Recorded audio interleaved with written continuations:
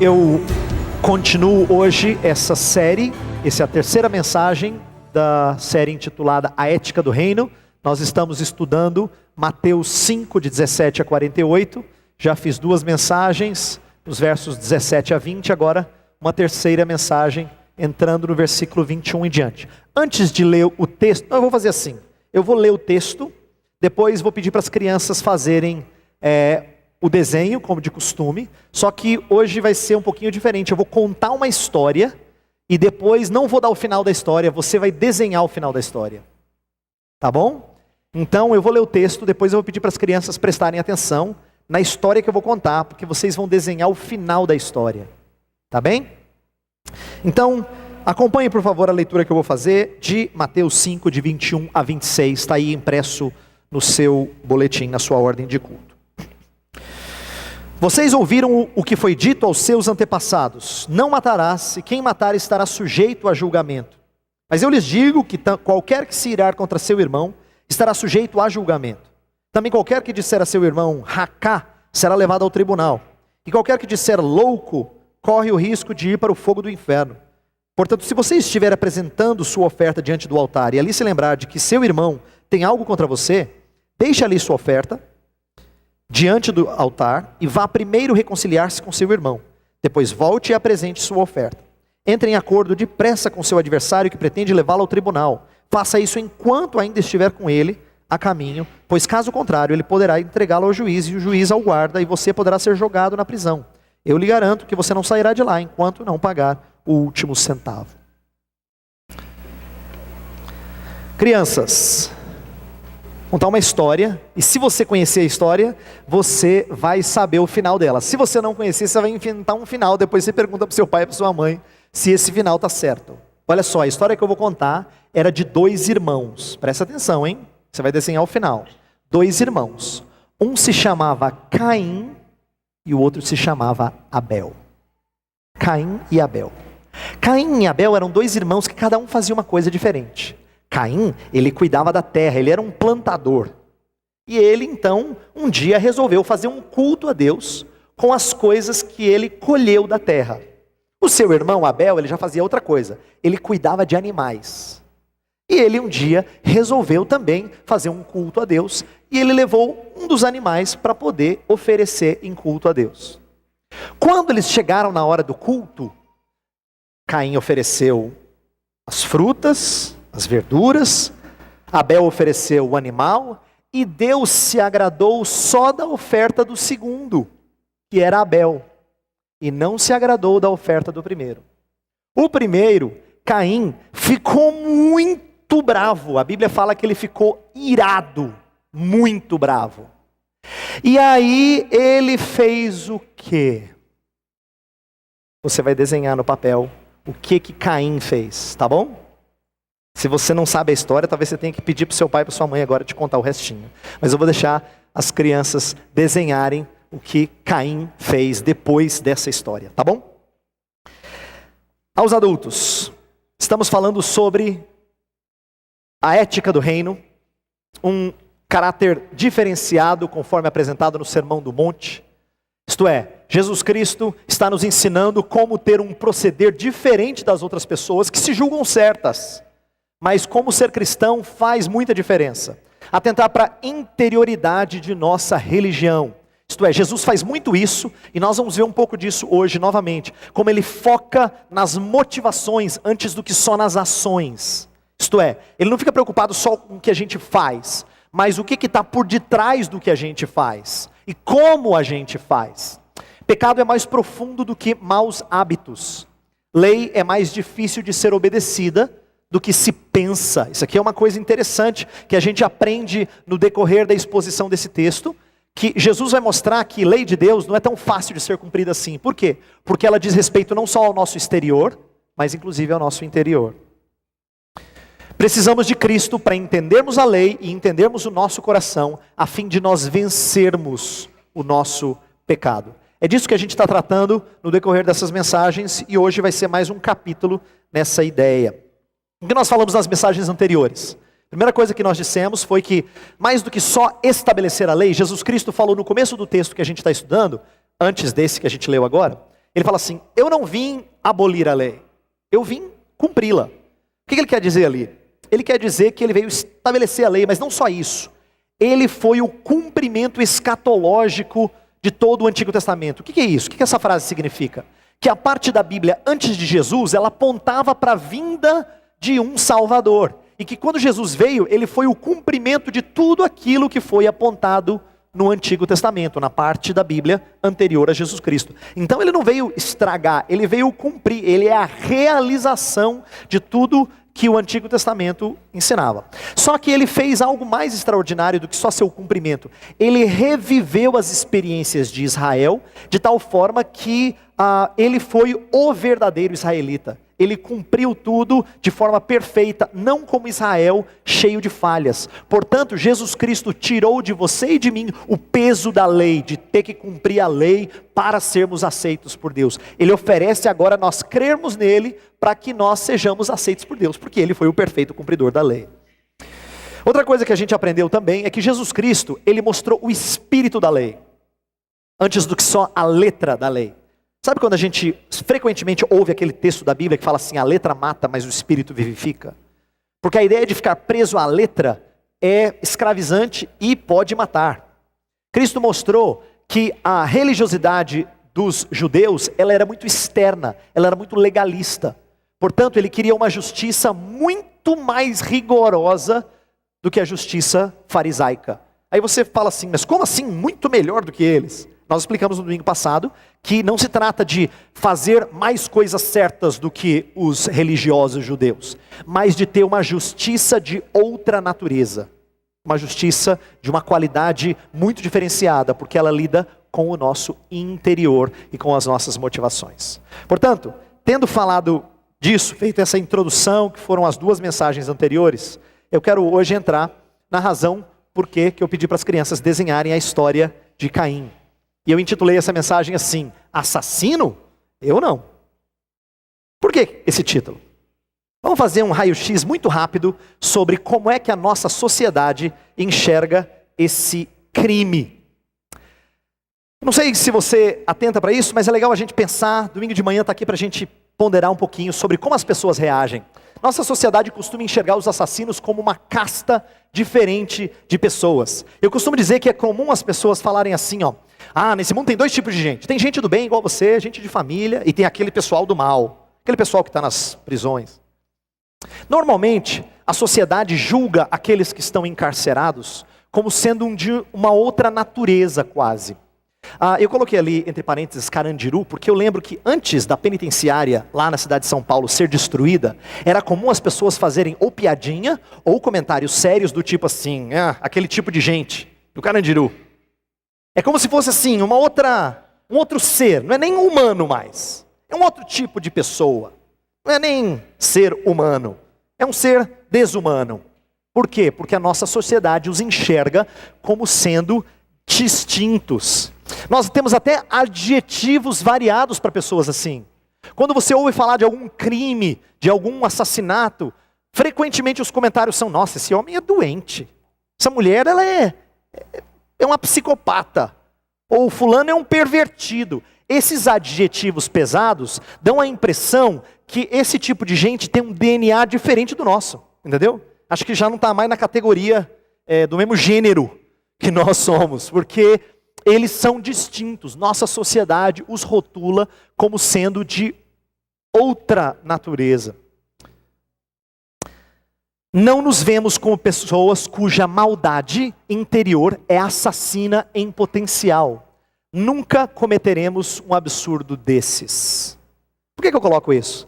Frequentemente, quando a sociedade faz esse tipo de análise sobre quem é assassino, a ideia é, que absurdo, ainda bem que eu nunca vou cometer uma coisa dessa.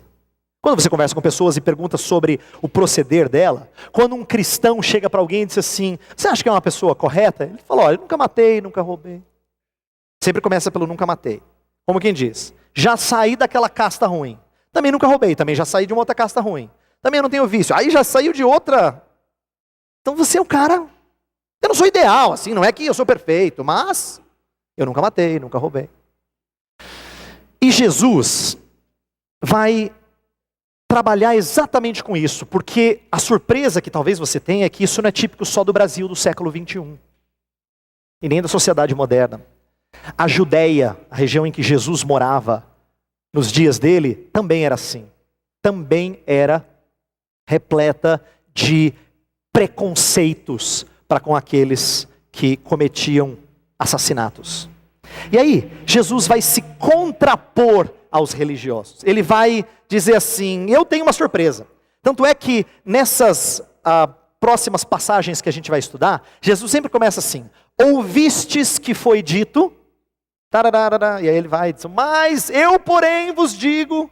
Jesus sempre vai dizer: olha, vocês pensam assim, pois eu tenho uma mensagem contrastante. Jesus não está contrastando com a lei de Moisés, como se a lei do Antigo Testamento, daquela primeira parte da Bíblia, fosse outro tipo de lei. Jesus não está anulando, ele diz que ele veio cumprir a lei. Ele está se opondo à interpretação que as pessoas colocaram sobre a lei de Deus no começo da Bíblia. Então, é isso que Jesus vai confrontar. E ele confronta nessa área de assassinato como? Olha só. Ele fala assim: ouvistes que foi dito, não matarás. E quem matar estará sujeito a julgamento. A pergunta que eu coloquei ali é: há algo de errado com o verso 21? Principalmente com a segunda citação: aquele que cometer esse crime estará sujeito a julgamento. Alguns comentaristas acham que sim, mas eu acho que a interpretação mais correta é que não há nada de errado. Jesus não está citando nada de errado que eles ouviram. O julgamento está implícito em textos como Gênesis 9. Gênesis 9 é a primeira passagem da Bíblia que fala assim, que aquele que derramar o sangue humano terá o seu sangue derramado. Em Números também fala que aquele que matar era digno de pena capital, porque ele tirou a vida de outro. Então a correção de Jesus não tem a ver com, eles citaram alguma coisa errada da Bíblia. Jesus está fazendo outro tipo de correção, de confrontação. O problema, presta atenção, porque agora nós vamos entrar numa área importante. O problema não estava no que eles disseram. O problema estava no que eles deixaram de dizer. Frequentemente nossas falhas, ao interpretar algumas coisas de Deus, da Bíblia, não está no que a gente diz, está no que a gente deixa de falar. Omissão. Por quê? Porque uma lei como não matarás, ela não tem só uma proibição. Como a gente leu no catecismo há pouco, ela sempre tem algo que ela está ordenando também. Tem sempre um elemento positivo da lei. Por detrás do não matarás, está a ideia de que nós devemos promover a vida do próximo. E presta atenção que agora nós vamos entrar numa área que vai ficar um pouco mais claro você entender por que Jesus está confrontando o entendimento das pessoas. Elas achavam que elas não faziam nada de errado porque elas não estavam tirando a vida de ninguém. Jesus vai virar a mesa e vai dizer assim: você está promovendo a vida das pessoas? O que você faz promove vida alheia? E aí que Jesus vai mostrar como cumprir a lei dele é muito mais difícil do que a gente costuma pensar. Eles não estavam atentando para a abrangência desse mandamento. Eles também cometeram um outro erro. Eles reduziram as sanções apenas a uma questão legal, de tribunal. Aquele que matar estará sujeito a julgamento. Mas eles não falaram e não falavam nada sobre o julgamento divino, o juízo divino. E Jesus vai falar disso de tal forma que ele diz assim, no texto que a gente leu, olha só. Ele fala assim, verso 22, aquele que se irá contra seu irmão estará sujeito a julgamento, aquele que disser racá, que era um xingamento, ele vai ser levado ao tribunal, e aquele que disser louco, ele corre o risco de ir para o fogo do inferno. Jesus leva a coisa muito adiante daquilo que os religiosos da época diziam. Eles achavam que matar era um crime digno de pena capital, morte. Jesus vai dizer assim, ira e desprezo com as pessoas é digno não só de morte, é digno de cair no juízo de Deus. Coisas que eles não estavam atentando e observando. Então, Jesus, ao contrapor, ele vai levá-los a fazer uma autoanálise diferente. E nós precisamos fazer isso. Nós precisamos começar a olhar para a Bíblia com outros olhos. E Jesus nos ajuda aqui a entender algumas das ordens que Deus deu no passado. E de como elas se aplicam a nós e não só às pessoas que estão na prisão. Como elas se aplicam a nós. gente do bem, como você e eu. Como elas se aplicam a nós. Jesus aponta para a raiz da transgressão. E ele vai falar de ira. E nós vamos falar um pouco de ira aqui. Porque a ira é algo que não escapa de ninguém. Todos nós temos aquilo que é necessário para cometer um crime. Isso era uma coisa inconcebível para um religioso judeu. Ele se achava uma pessoa decente porque ele, ainda que tivesse ira, se controlava e não fazia nada de mal para com as pessoas. Mas a verdade é que Jesus Cristo não diferencia ira de outros pecados feios. Sabe por que eu digo isso? Quando Jesus confronta os escribas e fariseus lá em Mateus 15, 19, ele faz uma citação interessante. Ele fala assim: porque do coração procedem maus desígnios, homicídios, adultérios, prostituição, furtos. Presta atenção. Se você fala que alguém cometeu homicídio, adultério, prostituição, furto, você fala que essa pessoa é do mal. Só que Jesus inclui maus desígnios na mesma lista. E de maus desígnios ninguém escapa. Mas está na mesma lista. No mesmo pé de igualdade com os outros pecados. Do coração procedem maus desígnios, propósitos ou intenções más. Então, ele está colocando na mesma categoria quem tem maus desígnios e quem é homicida, quem pratica prostituição, quem pratica furto e assim por diante. Homicídio não é resultado de privação social. Não é assim que a nossa educação brasileira nos ensina. Olha, acontece muitos homicídios lá por causa da questão social. Eles estão sendo privados de privilégios, de benefícios. É por isso que eles são levados a cometer tantos crimes. E aí a gente fica sem entender por que em países de primeiro mundo também acontecem crimes. Também não é resultado de situação de estresse. Porque é verdade, alguém muito estressado e muito atribulado pode cometer um crime, mas às vezes você tem uns vislumbres esquisitos de gente que estava tranquila com a vida, mas deu um estalo e perdeu a cabeça. Então não é nada externo que conduz alguém a fazer uma coisa como essa. Jesus vai falar do coração, dos maus desígnios. A ira, que é o que precede o assassinato, é um problema do coração, um problema que todos nós estamos sujeitos. O desprezo para com o próximo é punido com severidade. Lembra que eu li o verso 22 que fala que a pessoa corre o risco de ir para o fogo do inferno. Jesus Cristo vai falando, não só julgamento, não só tribunal, mas fogo do inferno. Ele fala com severidade. Por que que aquele que está com esse irado com o irmão é sujeito ao fogo do inferno? E aí que tem um princípio importante que a gente precisa aprender. A Bíblia fala que o ser humano, qualquer ser humano, é feito à imagem e semelhança de Deus. Lá em Gênesis 9, que é um texto que eu mencionei antes, fala que aquele que derramar o sangue humano terá o seu sangue derramado porque ele tirou a vida de quem é a imagem de Deus.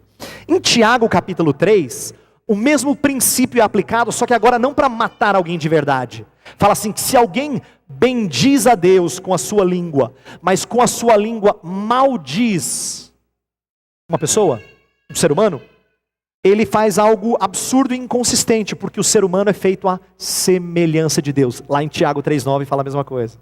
Então por que que Jesus pega no pé, vamos dizer assim, das pessoas falando de ira como algo tão sério? Porque não se brinca e não se zomba daquilo que é imagem de Deus.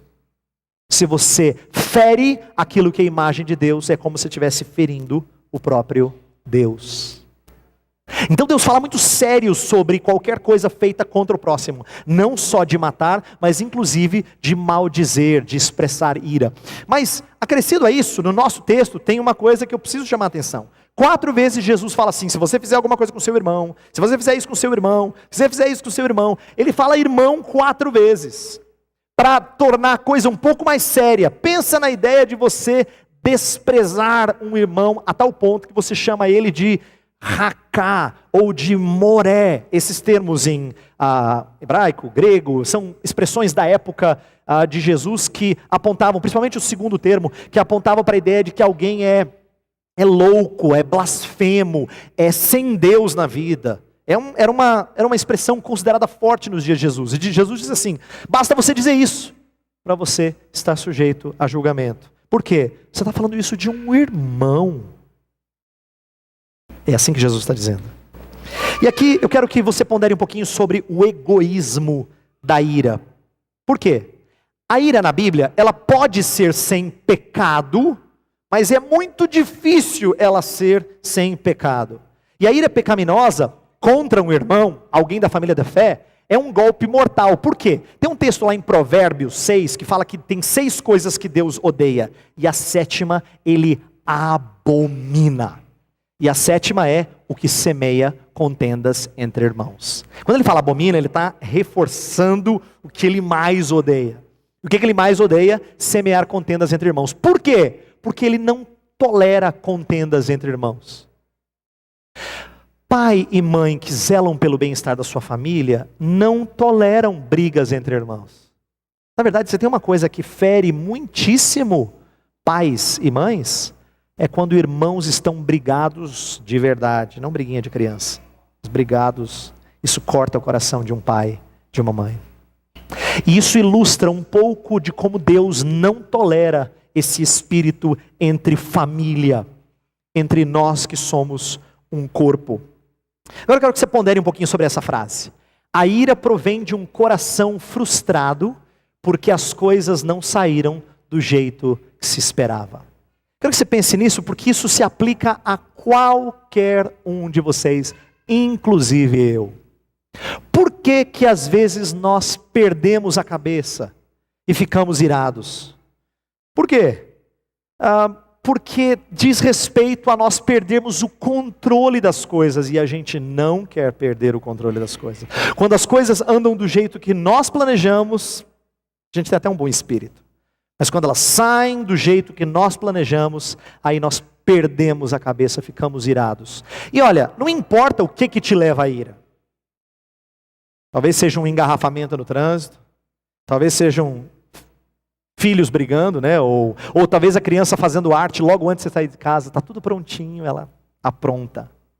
Ou se não, alguém te envergonhando em público, isso te deixa irado.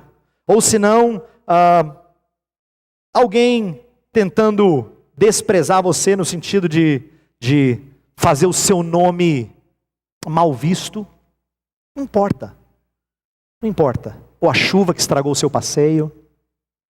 Independente da situação, o que te leva à ira significa você não descansa no cuidado de Deus sobre as coisas. As coisas saíram do seu controle e você não tolera isso. Por quê? Porque você acabou de perder algo imprescindível. Olha como você valoriza essas coisas. Quando você não as tem, você fica irado. Isso mostra como ira é idólatra. Ela é egoísta. Porque ela pensa nas situações que convém a você e a mim. E não tê-las é como morrer. É como não ter aquilo com o qual eu não consigo viver. Por isso que você fica tão irado. Isso se aplica a 2 tipos de pessoas. Porque eu estou descrevendo a coisa de uma forma aqui, que alguns de vocês estão pensando, eu sei, às vezes eu perco a cabeça. E você pensa assim, mas o fulano, nossa, eu acho que ele nunca perde a cabeça. Porque a gente tem a impressão que alguns são irados e outros nunca se iram. Isso não é verdade. Aplica-se tanto aos que externalizam a ira, tem pessoas que explodem, quanto àqueles que internalizam a ira, esses implodem. Esses não ficam assim. Eles ficam ressentidos, amargurados, cabisbaixos. Esses também não sabem lidar com a ira do jeito que convém. Esses também estão sujeitos à condenação. Inclusive tem um texto muito interessante que eu citei aqui, Provérbios 29:11, que fala que sábio é aquele que reprime a ira. Reprime não significa só não explodir, significa não deixar com que ela afete os outros ou você. Reprimir a ira é sábio, diferente do que as pessoas dizem por aí. Por quê? O que as pessoas falam quando você não está bem, quando você está irado? Olha, você tem que praticar um esporte. Vai lá, jiu-jitsu ou boxe, vai bater no saco de areia, faz alguma coisa, pelo menos solta, extravasa. É o que as pessoas às vezes orientam uns a fazer. Como se você tivesse que ter um momento da sua semana em que você bota tudo para fora. Pode bater no travesseiro, o que você quiser. A ideia de extravasar, seja falando ou fazendo exercício e tal, dá a impressão de que a ira é incontrolável. Olha só, você não tem domínio sobre ela. Em outras palavras, você já perdeu a batalha. Se quiser, só libera, mas libera do jeito certo. Não machuca as pessoas. Como se fosse conselho sábio. A palavra de Deus diz que não é assim que se lida com ira, porque a ira é sim possível de ser vencida. Tanto é que Jesus diz, olha, se vocês não vencerem, isso vai impactar até na forma de prestar culto. Eu li textos hoje para chamar a sua atenção disso. Jesus, nos versos 23 e 24, fala assim, se você chegou na hora de prestar um sacrifício, antigamente se cultuava a Deus prestando um sacrifício, um animal em oferta a Deus. Se você chegar lá e você sabe que tem algum irmão que tem alguma coisa contra você, deixa a oferta lá e vai atrás do seu irmão para se acertar com ele. Olha só, por que Jesus dá essa ilustração? Porque ele vai mexer com uma área que é muito preciosa para os religiosos dos dias de Jesus. Os fariseus e os escribas, eles zelavam muito por templo. Eles iam para o templo o tempo todo. Eles faziam orações. Eles traziam sacrifícios. Eles davam o dízimo. Eles achavam que eles eram corretos nessa parte de culto. Jesus vai mostrar como o não proceder corretamente com o outro mexe no seu culto. E ele vai dizer assim, ó, adoração a Deus e ira com o irmão não podem ser concatenadas. João, nesse texto aí primoroso, João falou assim, se você diz que você ama a Deus a quem você não vê, e você odeia o seu irmão a quem você vê, você é mentiroso. Mentiroso. É o que a Bíblia te chama. Porque você diz que ama a Deus a quem você não vê, e você odeia o seu irmão a quem você vê. Impossível, a Bíblia fala, impossível. Isso não é possível. Deus sempre aceitou a adoração quando conectada com um coração preparado. O valor do presente é proporcional ao coração do doador. Deus ama a quem dá com alegria, diz a palavra de Deus. Deus ama a quem dá com alegria. Isso se aplica tanto a ofertas monetárias, como a qualquer coisa que nós oferecemos a Deus. Isso tem que ser feito com um coração disposto, preparado e combinando com seu ato de culto. Por isso Jesus propõe urgência no acerto de contas das relações horizontais, para que não haja prejuízo nas relações verticais. Interessante isso. A gente tem relacionamentos com Deus, relações verticais, e temos relacionamentos horizontais. E Deus fala assim, ó, antes de você chegar para se apresentar diante de mim, acerta o que há de errado aqui, ó, para que isso não prejudique o que há de errado, né? Isso aqui. Então aprenda a fazer isso. Por quê? Porque a maneira como você se porta com as pessoas afeta sim a maneira como você se coloca diante de Deus. Deus diz isso. Está mostrando para os judeus os seus dias, Jesus está mostrando a urgência de você corrigir isso, porque o seu culto é afetado pelo seu mau proceder com as pessoas. E nós temos que aprender isso também. Não dá para você viver vida dupla. Dizendo, não, eu sou uma pessoa preocupada com Deus, só que você ainda não resolveu problemas com pessoas próximas de você, ou pessoas que outrora eram próximas de você, mas vocês estão brigados. E tem impacto também na comunhão. Lógico que tem. Se você é uma pessoa iracunda, não importa se você explode ou se você implode, você vai trazer impacto na maneira como você se relaciona com as pessoas. Veja só como. O elemento de urgência é ainda mais forte nos versos 25 e 26. Jesus usa a ilustração de, se você tem um adversário que pode te levar para o tribunal, resolve logo com ele, porque senão, se você for para a prisão, você não sai de lá até você pagar o último centavo. Em outras palavras, rápido, não deixe para amanhã. Inclusive, o verso de Efésios 4, 26 é conhecido de muitos de vocês. Não deixe o sol se pôr sobre a sua ira. A ideia é que quando você está irado, quando você tem razões para estar descontente com alguém, não durma como quem diz, amanhã eu melhoro. A gente conta a historinha para criança que fala quando ela crescer vai sarar, e a gente conta a historinha para adulto dizendo assim, ó, amanhã você vai estar melhor. Dorme, vai descansar um pouco, esfria a cabeça. Não é assim que Jesus ensina a gente a resolver nossos problemas. Não deixe o sol se pôr sobre a sua ira. Resolva antes do dia terminar. Olha só que senso de urgência que Jesus Cristo está trazendo. E aqui, é bom que você saiba que não basta você ser uma pessoa perdoadora. Tem gente que fala assim: pastor, eu acho que eu estou mais ou menos isso aí. Não vou dizer que eu sou perfeito, não, mas eu perdoo as pessoas. Porque a Bíblia não exige só que você perdoe aqui dentro. Ela exige que você repare fora de você. Não adianta ter só coração resolvido. Estou falando uma coisa séria aqui. Não adianta só ter o seu coração resolvido nesses problemas. Você tem que promover reconciliação. Isso significa que você vai acertar com a pessoa. Você pode dizer: mas eu estou bem, tudo bem, mas você está bem. Ela não. Ele não. Você não é chamado só a estar bem. Você é chamado a promover reconciliação. Senão, você não cumpre a palavra de Deus. Aí que Jesus começa a mostrar como obedecer o não matarás era muito mais difícil do que eles imaginavam. Eles não tinham entendido. Ouvistes que foi dito, eu porém vos digo. Quero que vocês entendam, Jesus está falando, o que significa obedecer à lei de Deus. No que depender de vós, diz Romanos 12, tendes paz com todos os homens. No que depender de você, dê todos os passos para você promover reconciliação com as pessoas. Olha só, não basta reprimir a ira, é preciso dar os passos para remover a causa da dificuldade. Talvez até agora você diga assim: pastor, tudo bem, o Senhor acabou com a gente, comigo também. Dá para mudar? Eu quero terminar com isso. E eu tenho esse último slide para fazer você e eu pensarmos sobre: será que é possível mudar? Será que é possível a gente vencer alguns dos nossos problemas de relacionamento e ira com pessoas com quem a gente ainda não se acertou? Eu tenho uma notícia para você que é só o início dessa luta. Eu coloco aqui: até aqui reconhecemos que ira pecaminosa é má.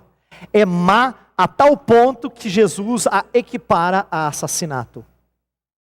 Todavia, o que fazer se esse pecado nos assedia, se isso é um problema na nossa vida? O que fazer? Presta atenção, que essa é a notícia que eu quero que você vá para casa pensando. Só é possível vencer a fonte dos assassinatos, a ira, cometendo um outro assassinato. Você é chamado a cometer um assassinato que é santo. Você tem que se matar. Eu não estou falando literalmente. Nós não promovemos suicídio em massa aqui. Eu estou falando de fazer o eu dentro de você. Aquele eu que exige que as coisas saiam do seu jeito. Morrer. Paulo fala assim: fazei morrer a vossa natureza terrena. Por que ele está dizendo isso? Ele sabe que o eu dentro dele fala tão forte que quando esse eu se exalta, não tem ninguém que chega no nível do eu. Todo mundo está abaixo. Quando o eu se exalta, sempre é motivo de discórdia. Porque nunca ninguém está tão bom quanto você gostaria. Nem Deus. Essa é a razão de pessoas ficarem iradas com Deus. Porque o eu está vivinho. A palavra de Deus chama você a cometer um assassinato. Ele não é feito de uma vez por todas, se fosse seria fácil, né? A gente matava o eu e... acho que já resolvi essa parada, pastor. Não. Porque ele não morre fácil. Parece filme de terror, desculpa a ilustração aqui. Não morre. Você tem que matar todo dia. Por isso que eu quero terminar com a ilustração de um homem chamado Saulo, Saulo de Tarso. Um homem que, ele era um assassino religioso, lembra? A Bíblia fala que ele estava aos pés de Estevão quando Estevão foi apedrejado. Ele sabe o que é participar de assassinato de verdade. E aí quando ele conhece a Jesus Cristo, ele diz assim: agora já não sou eu quem vive, mas Cristo vive em mim. E aí o que ele passa a pregar durante a sua vida de missionário? Ele passa a pregar que você e eu temos que fazer morrer a nossa natureza terrena. Ele entendeu que Saulo tinha que morrer. E Paulo agora, é um novo nome, era um servo totalmente dedicado a Cristo. Ele diz: eu não estou vivo mais. Eu preciso morrer. Eu queria fazer uma convocação nessa manhã. Você e eu tenho certeza, temos problemas, uns mais, outros menos. Temos problemas com ira. Eu tenho certeza que você tem. E se você tem, você precisa lembrar-se que talvez você não esteja fazendo esse assassinato como a Escritura pede. Hoje é dia de você se matar de novo e dizer: eu preciso morrer. Se eu continuar assim, ninguém vai ser tolerável. Eu preciso morrer. Eu queria que você pedisse isso a Deus agora. Então nós vamos fechar os olhos e a gente vai fazer um acerto de contas com Deus. Só você e Deus. Eu vou deixar você orar silenciosamente por uns instantes. E aí depois eu vou orar pedindo que Deus nos ajude a cometer o único assassinato que é santo. Para que você pare de lutar contra a ira. Pare de ser um homicida. Feche os seus olhos.